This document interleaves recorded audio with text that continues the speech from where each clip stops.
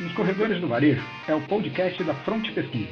Aqui, eu, Fábio Caldas, e a minha sócia e grande parceira, Juliana Piai, conversamos com importantes profissionais do nosso mercado, mas também com consumidores, para conhecer as novidades, tendências, movimentações e outros assuntos desse mercado maluco, mas que tanto gostamos de viver, que é o varejo brasileiro.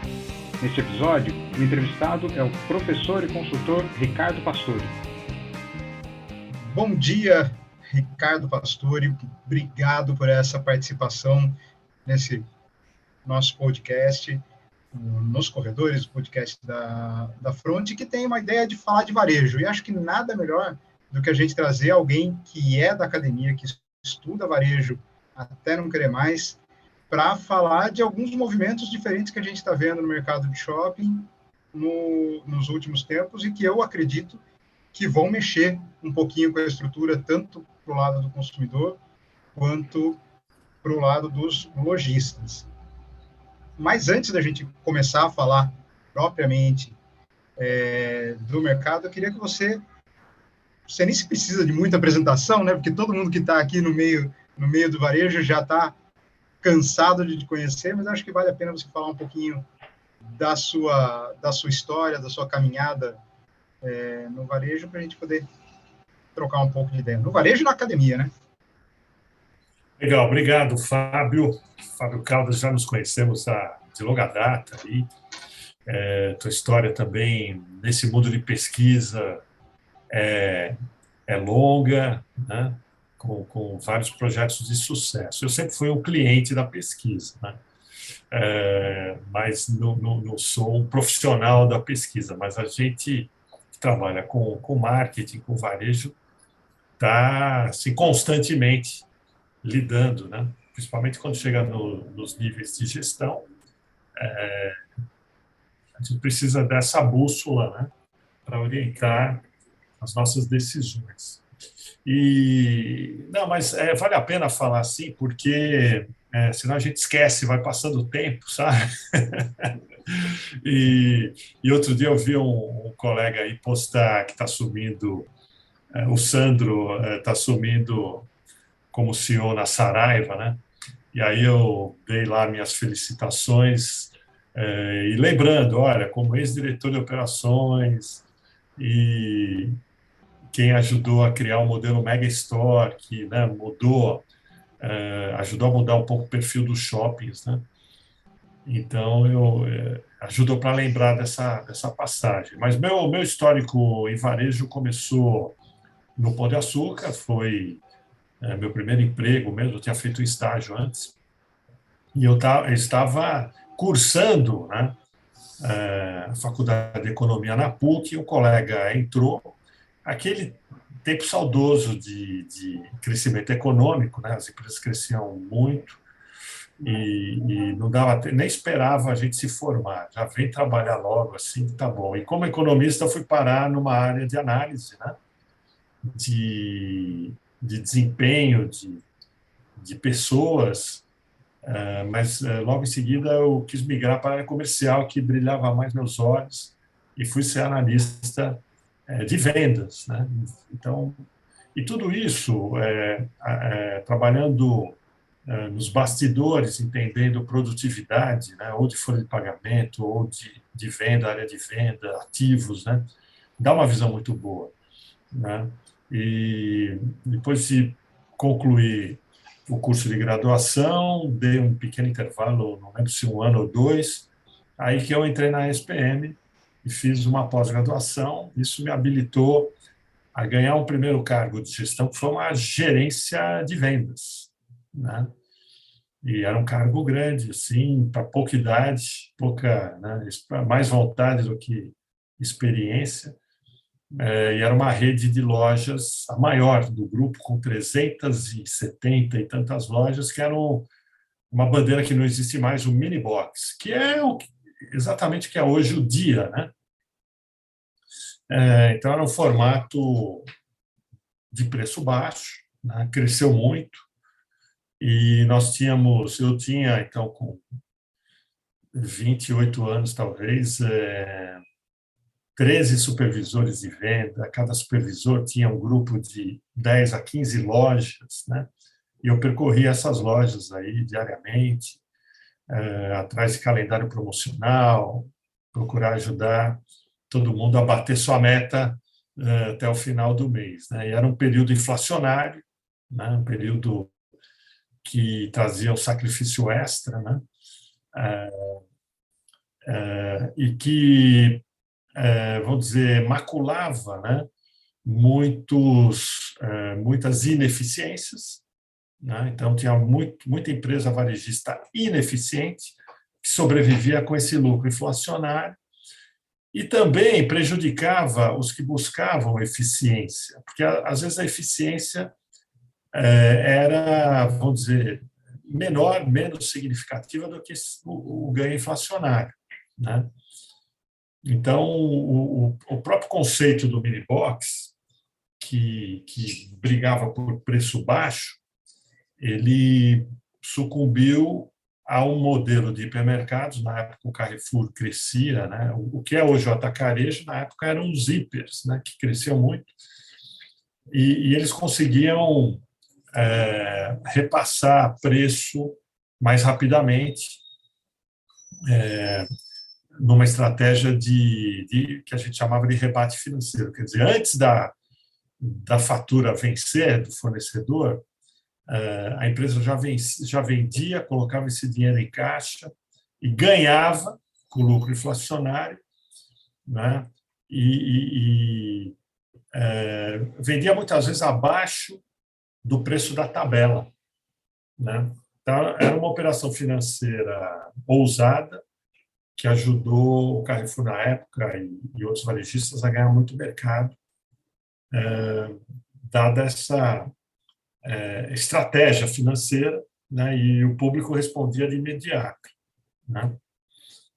Então, o segredo era isso, era comprar a prazo, vender à vista, aplicar o dinheiro até vencer a fatura do fornecedor e jogar essa diferença na margem, né? Enfim, era uma ciranda financeira. E isso deu muita experiência, muita vivência. Eu fiquei no Pão de Açúcar há mais uns anos.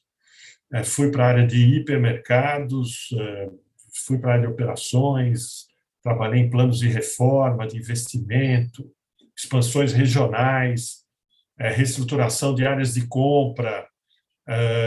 Atuei como comprador em algumas regionais, em Cuiabá, em Minas Gerais. E, enfim, foi um 360 aí, né, em termos de experiência, que o Pão de Açúcar foi a minha escola, né? E é importante, eu tive a oportunidade de falar com a Bíblia uma vez, como foi importante, porque o Pão de Açúcar, desde daquela época, valorizava, eu falo isso aqui no podcast,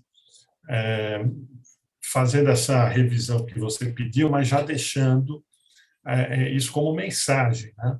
A importância que tem a empresa na formação do funcionário. Por mais que você venha de uma família estruturada, que a família invista na formação dos seus filhos e tal, a empresa ela complementa isso de uma maneira decisiva, né?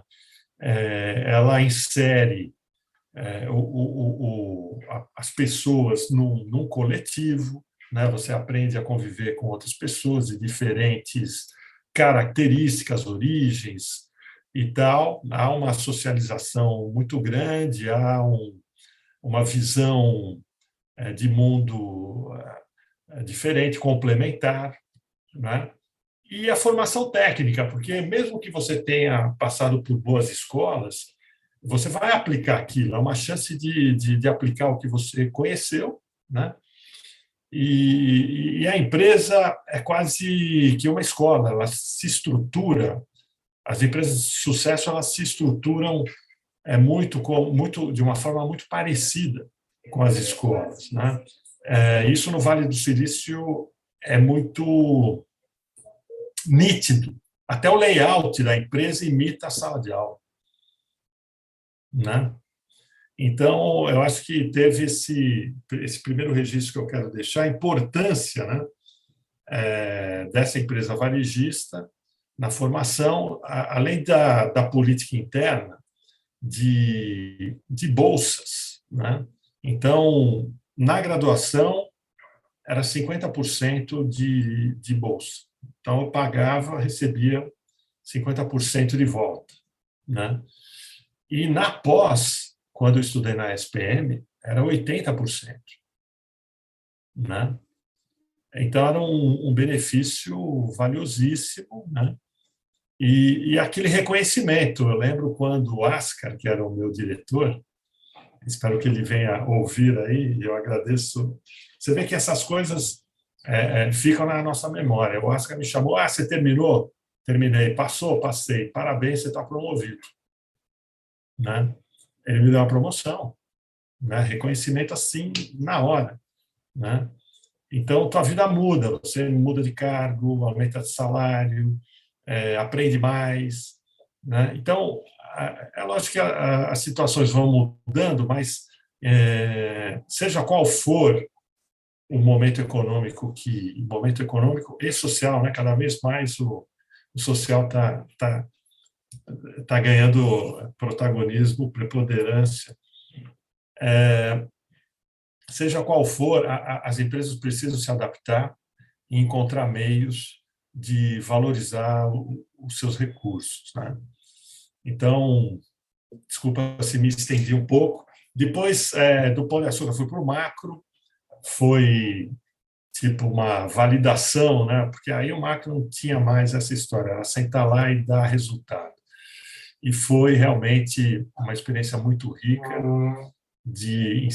basicamente em cima de resultados. Lógico que a empresa também valorizava a nossa formação, cursos, viagens, mas foi um lugar assim que eu já saí de lá com 35 anos para ir para Saraiva como diretor de operações. Né? Saraiva foi um período mais curto, uma outra empresa familiar, né? Mas uma grande realização que foi a Saraiva Megastore.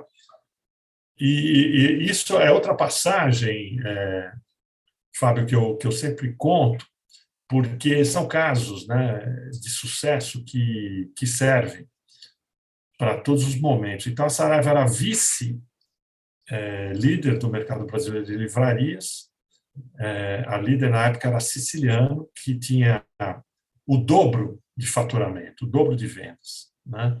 Mas com uma inovação, a Saraiva inovou no formato, trouxe para o Brasil, nós adaptamos. Né? Eu demorei 1 ano para fazer essa adaptação,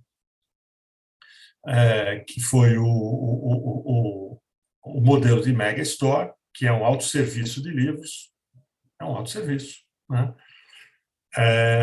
E com essa inovação, a empresa assumiu a liderança, a importância, né, da inovação, do desenvolvimento de novos formatos. Hoje eu falo muito de loja do futuro, é uma proposta de redesenhar os formatos atuais, e ela não só assumiu a liderança, como em seguida comprou o rival.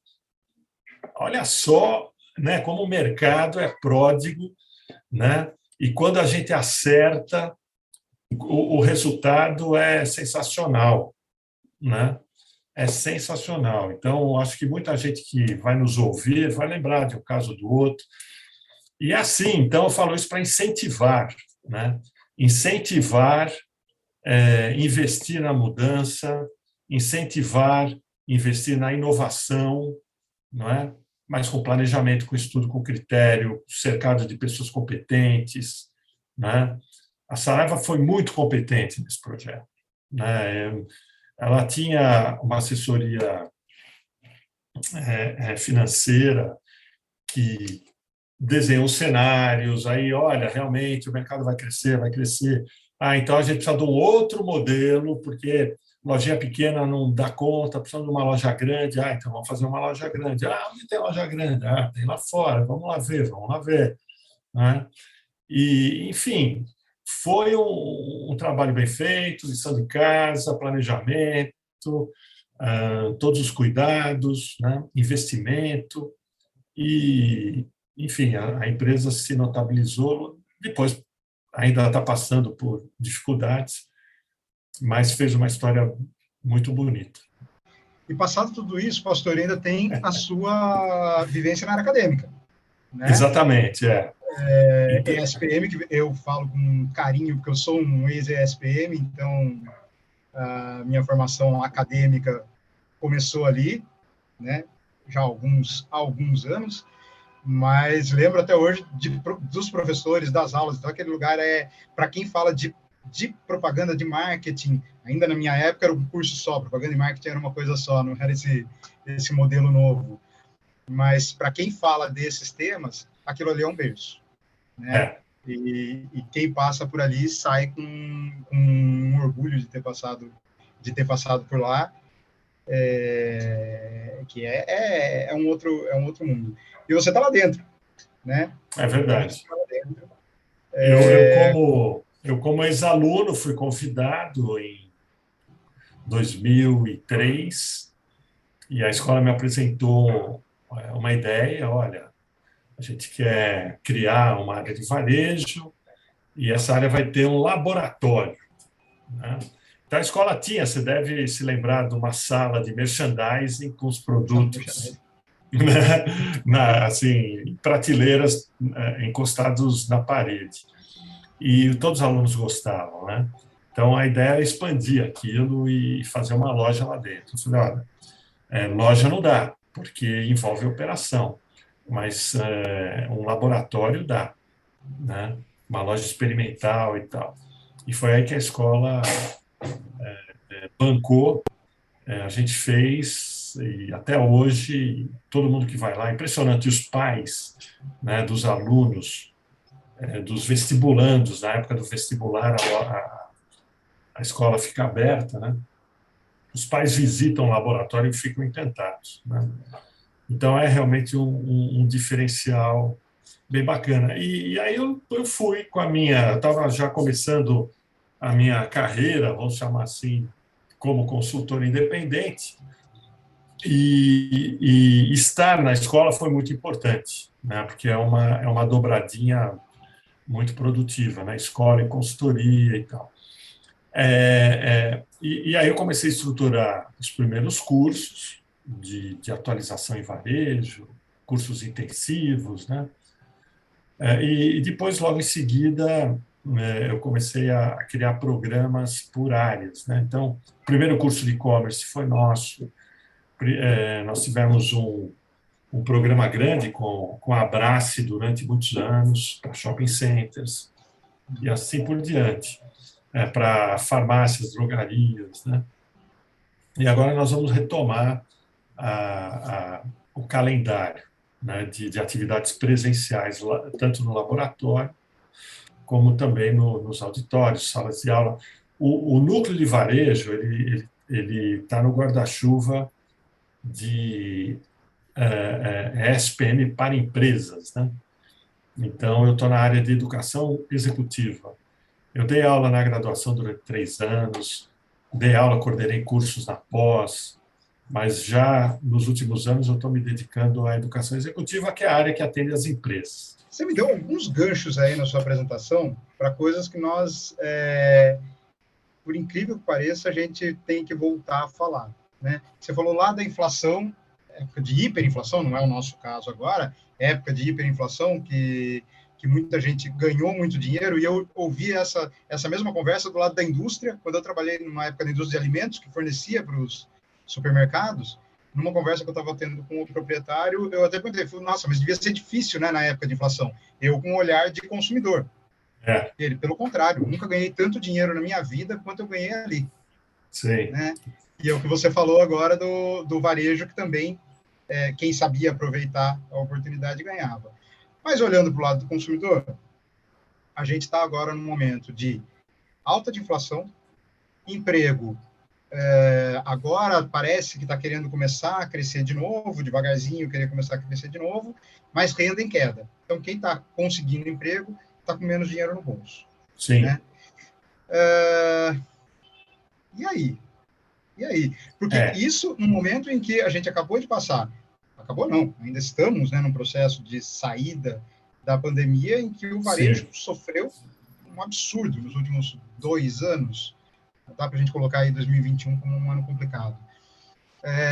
Como que recupera, como que o varejo levanta, como que põe a cabeça para fora da água, tendo essa situação macroeconômica tão complicada como a gente está hoje? É verdade. Bom, a inflação é perversa, né? Principalmente para a população mais pobre.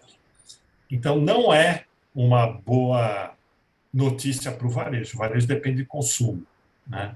Então, por que o Brasil é um ótimo mercado para o varejo? Porque é um dos maiores mercados de consumo do mundo. Nós temos 200 milhões de habitantes, né? Infelizmente, a gente tem uma distribuição de renda muito ruim. Se essa distribuição fosse melhor, o nosso varejo seria muito melhor, nossa economia seria muito maior, né? Porque esse dinheiro voltaria para o consumo e voltaria para as empresas, né, teriam mais lucro, venderiam mais e assim por diante, né? Mas agora esse quadro ainda se agrava com a inflação. A gente não sabe até quando. Esse ano é um ano perdido, tem a incerteza da eleição, dependendo do resultado, né? A gente vai ter um pouco mais de esperança em 2023. E lembrando que primeiro ano de governo, né, se for um governo novo, é um ano de recomeço. Se for o mesmo governo, né, também costuma ser um ano de ajustes, né, porque há um grande esforço pela reeleição e depois tem que pagar as contas, né? Então, ano que vem, dependendo do que estiver acontecendo no mundo, né, pode ser um ano de ajustes e de aperto, né, para reduzir. Porque como você reduz a inflação? Diminuindo o consumo, diminuindo o gasto, né? Porque aí deixa de alimentar essa máquina inflacionária, né? E aí as economias costumam aumentar os juros, isso está acontecendo nos Estados Unidos, né? E gera um certo desemprego, dependendo do grau, né? Um bom desemprego, um bom nível de desemprego. Agora, se a situação no mundo tiver um pouco mais calma, né? Esperamos, teve uma notícia boa aí que a Rússia vai diminuir nessa guerra absurda, a gente fica chocado em ver, né, algumas coisas na TV, um cara esbofeteando o outro, eu não sei onde nós vamos parar desse jeito, mas se o mundo tiver um pouco mais calmo, né, inclusive esse movimento político diminui um pouco as polarizações e todo mundo olhar para frente, né? Então, o mundo puxando o desenvolvimento do nosso país, com exportações, esse cenário fica um pouco mais ameno, né? Esse choque, essa luta contra a inflação vai ser um pouco mais suave, né? Mas se o mundo estiver em recessão, isso vai refletir aqui duplamente, né? A gente precisa ficar... aquela história, Fábio, os períodos de crise, eles judiam de todo mundo, mas quem está com a casa em ordem passa, entra na crise e sai mais forte. Quem está mal das pernas, muitas vezes não consegue sair, né? Então, a gente vai ver mudanças no ranking do varejo, a gente vai ver, às vezes, esse processo de fusões e aquisições sendo acelerados, né? A gente vai ver mudanças importantes aí nos players, com os players. Se a gente puxar o que aconteceu aí nos últimos 2 anos, impulsionadíssimo pela pandemia, a gente viu uma mudança de comportamento de consumo muito forte, que foi a aceleração da digitalização das compras. Sim. Né? Eu acho que se a gente não tivesse pandemia, eu acho que, assim, sem dado nenhum, mas eu acho que o que a gente viu agora demoraria, sei lá, pelo menos uns 5 anos para acontecer. Aconteceu em um, né? De uma hora para outra, você tinha todo mundo ali, ou eu compro pela internet ou eu não compro. Né? Ficou uma coisa assim muito gritante isso. O varejo não estava 100% preparado para isso, então quem estava mais estruturado se deu melhor. Né? Mas até que ponto você acha que essa mudança que foi forçada, uma forçação de barra para o lado do consumidor nos últimos 2 anos, até que ponto isso se perpetua ou até que ponto a gente vai começar a ver uma acomodação à medida que as pessoas estão mais livres e mais seguras para circularem, elas voltam para o padrão de comportamento anterior. O que você acha? Olha, eu acho que eu tenho ouvido falar o seguinte: agora que voltou, as pessoas estão circulando, as vendas no varejo físico cresceram, verdade, e do online caíram, verdade também, em alguns casos, verdade. Né? Mas se enganam, né? Quem acha que isso vai ficar assim. Por quê? Porque a tecnologia está se desenvolvendo muito rapidamente. Né? Então, houve um crescimento, né? As pessoas migraram do off para o online, alguns curtiram, ficaram, outros, essa história de comprar online não é para mim, prefiro ir para a loja. Né? Agora, à medida que a tecnologia se desenvolver, de lá para cá, qual foi a novidade? 5G. Né? O 5G começou no fim do ano passado, né? Aqui no Brasil. Quer dizer, a gente já tinha quase 2 anos, um ano e quase 2, de pandemia. Né? E o 5G foi uma novidade. Então, à medida que o celular das pessoas, né, que as pessoas começarem a substituir seus smartphones por modelos 5G, né, elas vão começar a ter uma outra experiência, uma nova experiência, com navegação, com uso de aplicativos. Né? O investimento em tecnologia vai dar uma subida de régua. Né? Por quê? Porque esses que já estão aí não vão querer perder, né, os clientes conquistados. Né? Então, vão oferecer mais serviços, mais recursos, melhorar a experiência no online. E aí a gente começa a ouvir falar de metaverso, ouvir falar de live streaming, né?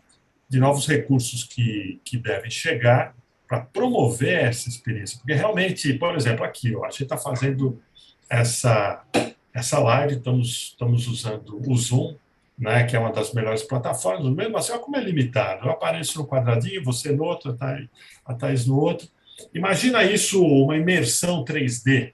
Todo mundo, eu aqui, no meu home office, o Fábio no dele, assim por diante, mas simulando uma sala na cobertura de um prédio com vista para Manhattan. Poxa, que legal, né? Que reunião bacana. Né?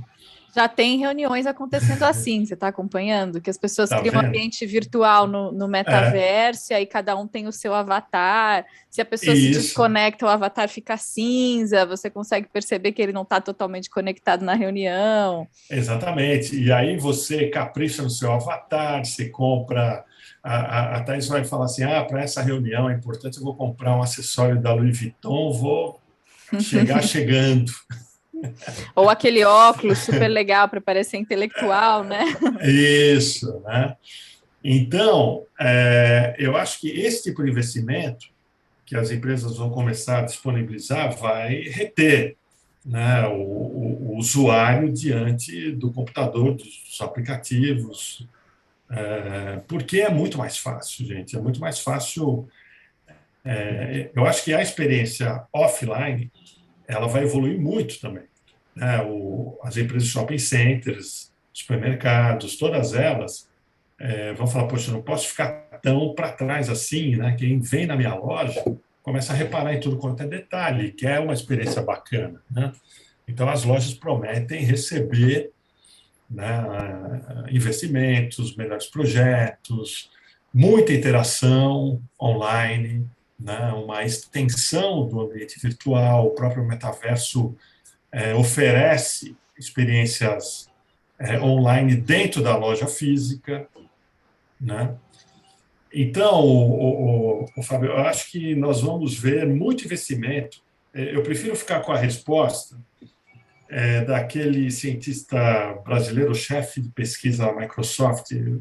Eu vi uma entrevista com ele na TV Cultura, lá no programa do Marcelo Tass, no Provoca. É um brasileiro da Microsoft que está lá desde 1990, se eu não me engano, como o chefe da área de pesquisa, né? E ele fala assim, olha, nós tivemos que nos adaptar ao online durante esse período de pandemia. Agora é uma nova adaptação, não é uma volta ao que era. Que adaptação é essa? Ao híbrido. Então, nosso mundo agora é híbrido, né? Porque o que... pergunta se o GPA, Raia Drogasil, né, todos eles, Carrefour, todos eles querem desfazer o que fizeram nesses últimos 2 anos. Pô, eles conquistaram milhões de consumidores, elevaram o faturamento em bilhões de reais. Vão jogar tudo isso fora? Não, né? Então, como reter esse cliente, como melhorar a experiência dele, como integrá-lo, né, numa estratégia omnichannel de fato, que hoje nós temos lampejos omnichannel, né? As empresas precisam criar estratégias completas. Deixa eu pegar esse gancho. Queria pegar esse gancho, pastor, e fazer uma pergunta para os dois. Você falou sobre como o 5G, né, de modo geral, vai acabar afetando, inclusive, a experiência nas lojas físicas. E eu queria saber se vocês estão vendo alguma loja, algum varejista que tem conseguido fazer essa integração entre o online e o físico de uma forma inovadora, ou pelo menos bem-sucedida, no Brasil ou no mundo, se vocês tiverem exemplos de experiências internacionais também, porque acho que isso está começando, né? Não sei se tem alguém que conseguiu já fazer bem essa integração entre o físico e o online. Eu gosto de olhar as empresas que nasceram no online e migraram para o offline, né? Por quê? Porque eles integram a loja a uma proposta, né, de experiência que o online exige, né? Então, lojas de moda, lojas óticas, móveis, aquela história, esse produto é legal, posso ver? Tem alguma loja que eu possa ver? Então, essas marcas criam lojas. A gente viu um momento diferente no varejo brasileiro, enquanto a Etna encerrava as atividades, a Mobile amplia, né? Porque a loja física ela aparece para um público que já tem um cliente, né, que já tem uma experiência online e pede, né, uma complementariedade. E aí a marca decide, ok, eu vou abrir, então, uma loja física, né? Mas é uma loja física que está integrada, né, a uma proposta de omnicanalidade. Então, você desenha, você projeta a experiência. Ok, então como é que vai funcionar? As pessoas vão entrar aqui, vão clicar ali, não sei o quê, e daí vão para a loja. A gente desenha isso nos projetos, né, de jornada, de revisão de jornada, de planejamento de jornada, ou de avaliação, como é hoje, como que a gente quer que ocorra, né? Então, eu vejo dessa forma, Thaís, que os varejistas, de uma forma geral, não é um ou outro, todos, mesmo os que começaram off e migraram para o on, eles precisam repensar a loja. O que nós vamos fazer com a loja? agora nesse mundo híbrido, né? Qual é o momento da jornada? Não, a Thaís, ela vem na loja quando ela compra online e prefere retirar o que ela comprou, ou finalizar a compra aqui. Mas o Fábio não, o Fábio ele começa a compra na loja. Então você vai ter segmentos de públicos, né, com jornadas diferentes. E precisa entender isso e trabalhar esses públicos dessa maneira, né? Isso significam lojas diferentes? Você acha que Sim. o varejo caminha para lojas de acordo com com o momento da jornada de cada público? Com certeza. Se eu tenho uma loja que atende, sei lá, a maioria dos clientes só para retirada, eu posso ter quase que um posto de atendimento lá, onde minhas compras já vão estar empacotadas, é só chegar lá, retirar e ir embora, né? Agora, se eu preciso selecionar o tomate, sentir o cheirinho da fruta, né? Você vê o Pão de Açúcar criando lojas só para hortifruti aí, né? Enfim, a Rede Natural da Terra crescendo muito, né? Enfim, você tem exatamente isso, né?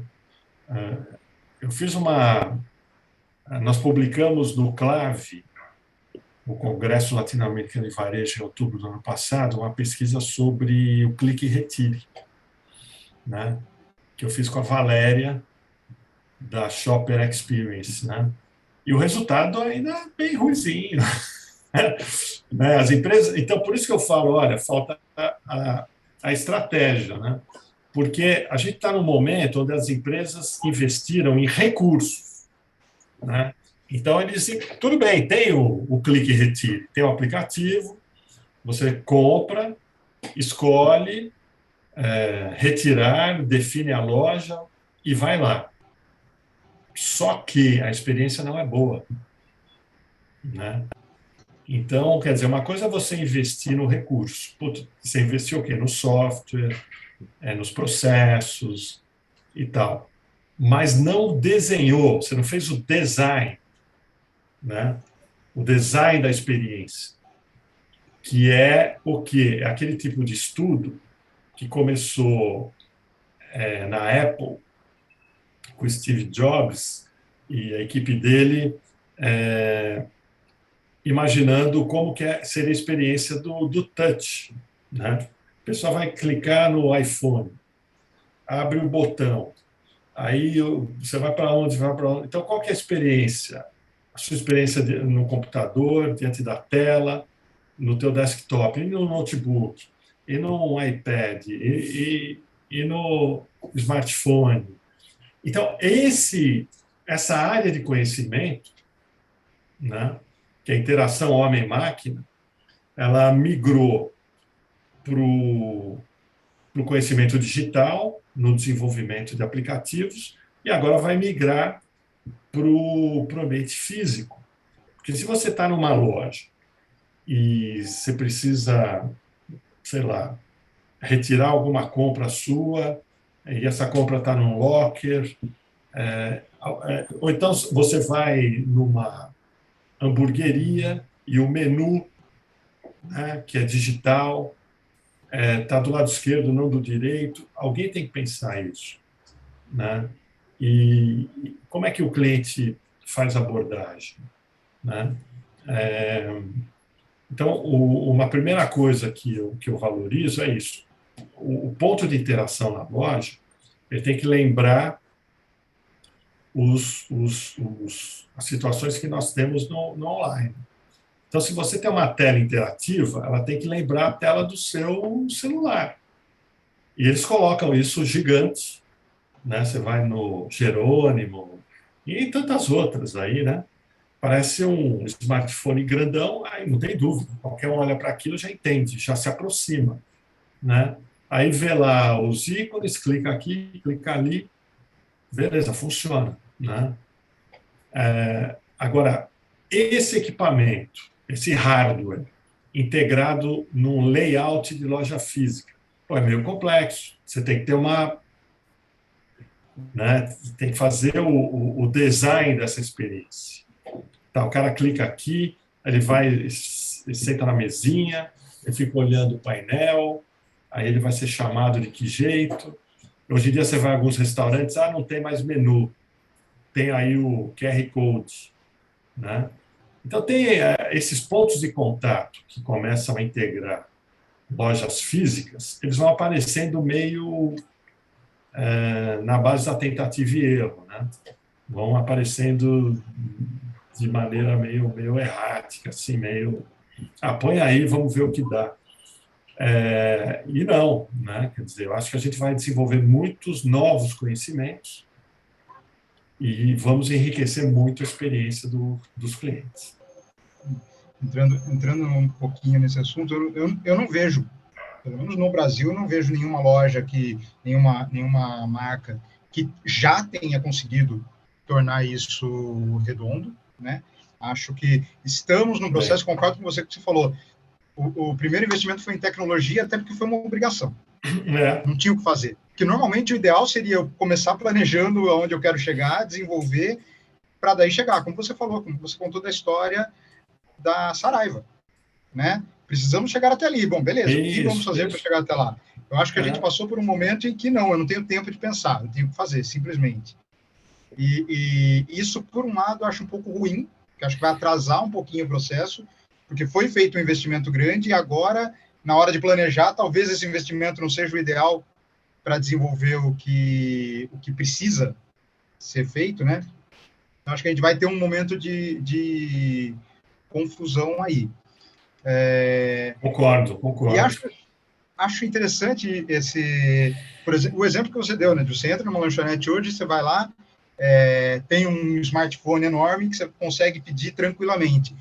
Só que aí as lojas não pensam no seguinte, bom, tudo bem, aonde que o cliente vai sentar? O cliente vai sentar numa mesa que está lá fora. Putz, mas lá fora não tem nada que me fale que o pedido está pronto. Aí fica uma pessoa lá, o entregador, né, gritando. Só que eu estou do lado de fora, eu não estou ouvindo o que ele está gritando lá dentro. Então eu tenho que levantar, ir para dentro para tentar descobrir, não, já é o meu. Putz, o meu já está aqui há 5 minutos e eu não sabia. Então são essas coisas da experiência ali dentro, né, que você mistura a tecnologia com a experiência física, vamos falar assim. Sim. E consumo, se isso não for bem pensado, a experiência final é ruim. É ruim. Né? A hora que eu saio de lá, eu falo, tá, legal, mas ou eu sento aqui dentro ou eu não sei que a minha comida está pronta. São umas coisas meio... Isso. É o caso falta esse planejamento, falta esse... É o caso do clique e retire, né? Então, você vai em Magazine, C&A, eles colocam lá no fundo da loja, num balcãozinho, né? Aí, alguém pode ter pensado, legal, o cara chega aqui, ele vai circular pela loja, ele vai ter impulso de compra, além de retirar o que ele comprou, ele pode querer comprar alguma coisa a mais. Legal. Né? No supermercado está no balcão de frente lá, do checkout. Sempre tem que procurar onde está. Onde está? Fulano está. Aí chama no microfone. Fulano está, a favor comparecer, pedido e-commerce. Olha, eu acho que é um improviso, sabe? Deixa eu dar meu depoimento sobre isso. Tem uma experiência de supermercado que eu achei boa, que eles colocam no estacionamento. Você faz a compra online, é super legal. Você entra no estacionamento, tem plaquinha, checkout é aqui. Então, e aí você vai, você para, Sonda. É no Sonda. Muito bem, parabéns. Você para o carro, tem 2 vagas ali com um terminalzinho. É só apertar o terminalzinho, meu pedido é o número tal. Você fica no carro esperando, eles vêm com tudo embaladinho, bonitinho, que é de geladeira, separado do que não é de geladeira, colocam no seu porta-mala, você nem desce do carro e já vai embora. Foi a melhor experiência que eu tive nesse esquema de compra online. É isso que ganha o jogo, entendeu? Quando você tiver que fazer a segunda compra, você vai pensar na marca A, B, C, Sonda. Sonda funciona, vou lá. Eu vou lá. Né? Por quê? O que o cliente... Esse cliente omnichannel, ele não quer o que a gente chama de atrito, né? Atrito é isso, é tudo que tira a fluidez da compra. Então, nessa etapa, você quer chegar, Exatamente isso. Não adianta falar, olha, compra online e retira na loja. Se chega na loja, não tem lugar para estacionar. Ou tem uma vaga lá no fim do mundo. Não é isso. Né? Se for para parar o carro, descer do carro, eu pego o carrinho e faço minha compra. Agora, eu tenho uma vaga específica, chega um funcionário, coloca a compra no meu porta-malas, eu nem desliguei o motor, né? E já estou de saída. É isso. Né? É isso que as pessoas querem. Né? É uma fluidez de processos. Né? E as empresas eu acho que elas sabem disso, né? Mas precisa mudar muita coisa. Né? Precisa mudar processo, precisa dar treinamento. Não é só a tecnologia. Né? É uma nova formação? Você acha que está surgindo uma nova formação voltada para design thinking dessa experiência do consumidor na loja? Com certeza. A gente chama de blueprint de serviços. Né? Então, quando você tem uma loja convencional, o nível de serviço concluía praticamente no checkout, onde você era atendido, paga e saía com as suas compras, ia para o seu carro e ia embora. Né? O que aconteceu? A gente está falando de um novo modelo de negócio. Né?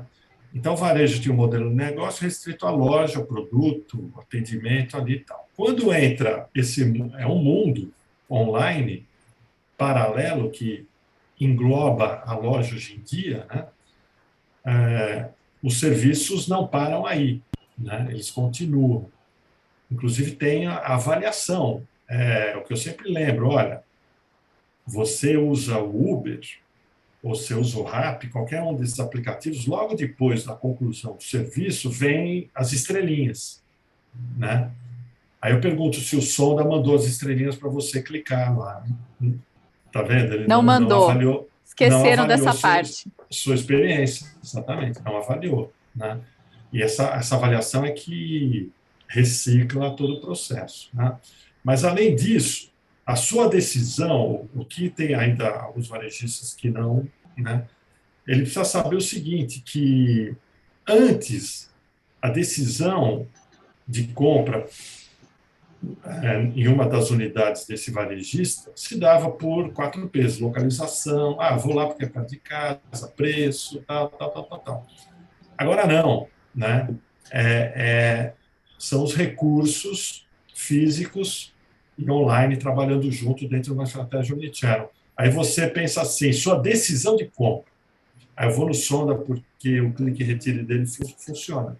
Mudou a proposta de valor. E quando você muda a proposta de valor, você muda o modelo de negócio. Né? Então, se o empresário gestor entender isso, onde que eu vou botar meu dinheiro? Né? Eu vou fazer o clique e retire para a Thaís, sim, campeão. Vou pegar o meu orçamento e investir tudo que eu puder para deixar esse clique e retire impecável. Né? Por quê? Porque as pessoas estão dando valor a isso. O que adianta ter as melhores marcas no meu sortimento, ter um preço competitivo? Isso todo mundo tem. Né? Agora, uma estratégia omnichannel não é um diferencial, né, que pode ganhar o jogo nesse momento. Engraçado que a gente está falando disso, né?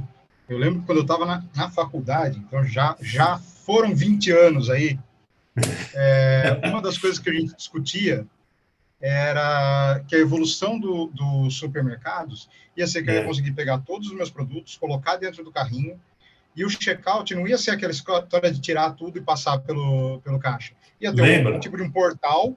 Isso. Você passaria por baixo desse portal, ele faria a leitura do código de barra no automático, e aí você pagaria lá no final. Hoje, 20 anos depois, a gente está discutindo se tem um funcionário para separar a compra que eu fiz no online. Isso. Quer dizer, olha só como, principalmente no varejo de supermercado, como parece que a coisa não andou, né? Talvez pela falta de necessidade durante muitos desses anos, porque a coisa funcionou, então eles não pensavam em mudar. Mas 20 anos depois a gente ainda está discutindo como que eu vou separar a compra dessa pessoa que está em casa. Sabe o que eu acho, Fábio? Falta de concorrência, sabe? Aqui no Brasil. se a gente tivesse um nível de mercado mais exigente, assim, com mais players, eu ia pensar muito, porque se eu piscar, o meu concorrente vai fazer melhor que eu. E eu não posso. E tem alguns países, se isso acontece, você perde. O Brasil está melhorando, né? O grau de concorrência. Mas como a gente tem mais procura do que oferta, né? Nosso mercado é um mercado emergente, é diferente de mercados estáveis, né? Principalmente a Europa, Estados Unidos, né? Já passou aquele boom e tal. Mas a China, que é emergente como nós, ela prima, né? Ela produz tecnologia, então, enfim, a gente vai ver muita mudança. Vai ver muita mudança. Porque quem não fizer esse tipo de coisa, né, Thaís? Se o Sonda não fizer isso para você, você muda, você vai para outro lugar, né? Sim, e eu acho que tem uma outra questão aí que a gente começou a falar e não terminou, que é sobre a formação, né? Inclusive das pessoas de atendimento ao cliente, porque voltando de novo para o Sonda, eu tive uma experiência lá que a pessoa ligava e falava, olha, a marca que você pediu não tem, mas tem tal marca e tal marca, qual que você prefere? Também é um cuidado que eu não vi com outros varejistas, né? Não é só a pessoa faz a compra, eu separo o que ela quer e mando para o carrinho, porque às vezes o que a pessoa pediu não tem. Então, você precisa fazer esse meio de campo entre quem pediu e o que pediu para conseguir entregar o que é pedido. Me parece que exige uma formação desses profissionais que trabalham com varejo diferente, ou pelo menos um olhar diferente para a experiência do consumidor, para o atendimento do consumidor, né? Bom, o Sonda é um caso à parte, ele é um dos primeiros e-commerce, né, em supermercado. E eu perdi contato lá, mas eu fazia compra já há muitos anos, né? Então, eles têm já um longo percurso nisso. Agora, eu concordo, Thaís, o que se fala hoje é no empoderamento da equipe, né? E tem a experiência da equipe também, a experiência do colaborador. Lá fora, esse nome é o Employee Experience. E se criou uma indústria já para isso, né? Que é o EX, né? O employee, o E de employee e o X, o X de experience, né? Então, tem uma indústria já criando recursos, aplicativos. Qual que é o princípio? Assim como o cliente está empoderado, né? A sua equipe tem que estar no mesmo nível, né? Isso demanda duas coisas principais: tecnologia. Você precisa dar um smartphone para a sua equipe com os aplicativos e treinamento. Eles precisam saber usar aquilo, né? Então, tem uma demanda de treinamento gigantesca, né? As empresas não têm condição de arcar com isso sozinhas. Elas precisam ter uma estratégia muito, muito clara, muito bem definida. Parte do esforço é da empresa, é verdade, né? Parte do esforço vem por parcerias, por exemplo, fornecedores, né? E tem a iniciativa do próprio colaborador. Então, o desenho de academia do varejo hoje passa por muito mais curadoria, né? Então, a área de treinamento, ela vai indicar vídeos grátis no YouTube, na Netflix. Você tem que...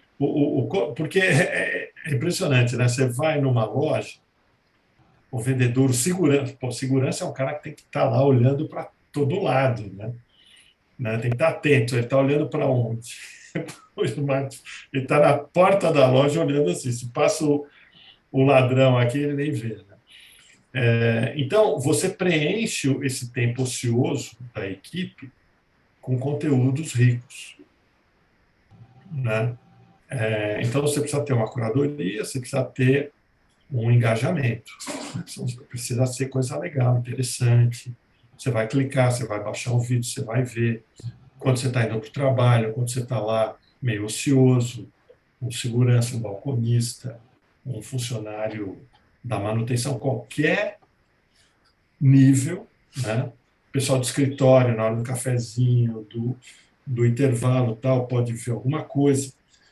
E aí tem agenda de cursos, né? Você vai colecionando os badges lá, olha, sou um cara graduado, já fiz 3 cursos disso, 2 daquilo, né? Então, tem uma demanda gigantesca, né? Com esse treinamento integrado às inovações, às tecnologias, aos processos, né? E sabendo o que o cliente quer, né? O que ele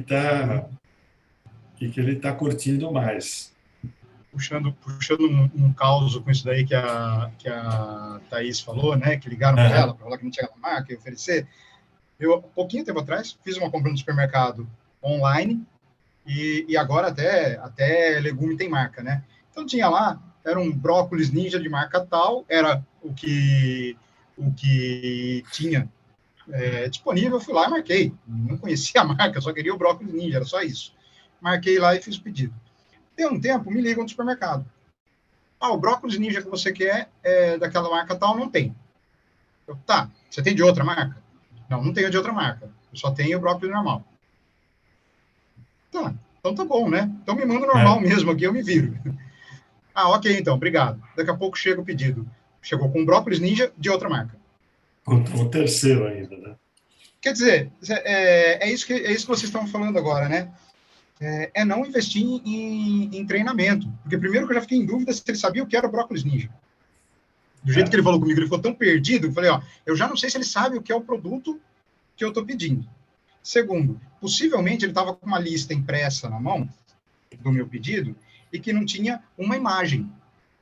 Então, que já ajudaria. Ele podia estar lá com um smartphone, com um tablet, com a imagem daqueles produtos que eu pedi, que já ia ajudar até no próprio ato dele pegar, né?